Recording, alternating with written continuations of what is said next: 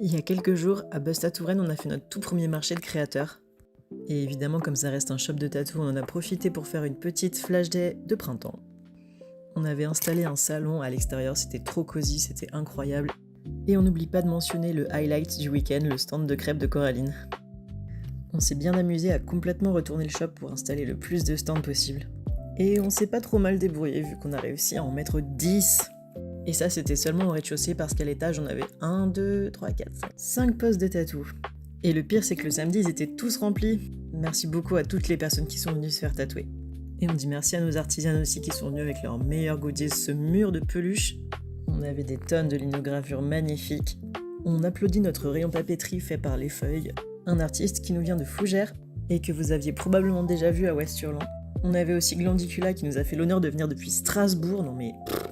vous avez dévalisé son rayon céramique, c'était vraiment impressionnant. Merci pour elle, sérieux. On avait aussi avec nous Belette Workshop et ses créations fantastiques, vraiment uniques.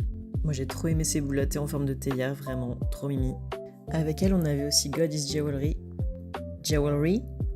Bref, j'ai craqué sur un de ces Tamagotchi, moi j'avoue. Et à Skip, elle prend les commandes si t'en veux un personnalisé. On a eu aussi la chance d'avoir Kaylin Cat avec nous. Je sais pas si tu l'as croisée au marché des Chevalières, mais son travail est vraiment trop mignon. Pareil, j'ai adopté un de ces petits fantômes, mais faut pas le dire. Notre Nina nous avait ramené une belle collection de prints aussi. Ça, c'est les prints trop cool de Chloé à Rosart. C'est classique sur les petits marchés, l'argent qu'on gagne, on l'utilise sur les stands des autres.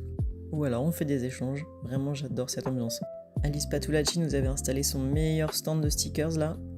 Il y en avait vraiment pour tous les goûts. D'ailleurs, ces designs sont dispo en flash, il me semble. Je suis vraiment contente de ce que ça a donné pour notre première édition parce que l'ambiance était vraiment cosy. Apparemment, notre petite com à base d'affiches dans le centre-ville, ça a plutôt bien fonctionné. On a aussi eu plusieurs curieux du quartier qui sont passés juste devant la boutique et qui sont entrés juste pour voir ce qui se passait. Mais on a aussi eu beaucoup de gens qui sont venus exprès pour voir telle ou telle créatrice, c'était vraiment trop sympa. Il y en a même qui avaient repéré leurs achats à l'avance, ça fait vraiment plaisir. Mais au-delà de tout ça, nous, ce qu'on voulait accomplir avec cet événement, c'était de faire vivre notre shop, et honnêtement, ça a plutôt bien fonctionné. Notre local est super grand et joli, donc on aimerait bien en faire profiter le plus de monde possible. Donc il y a de bonnes chances que vous voyez passer de la pub pour d'autres petits événements comme ça, donc restez aux aguets. En tout cas, ce qui est certain, c'est que le Buzz Market, on le reverra l'année prochaine. Merci encore à toutes les personnes qui sont venues, j'espère que vous avez passé un aussi bon week-end que nous.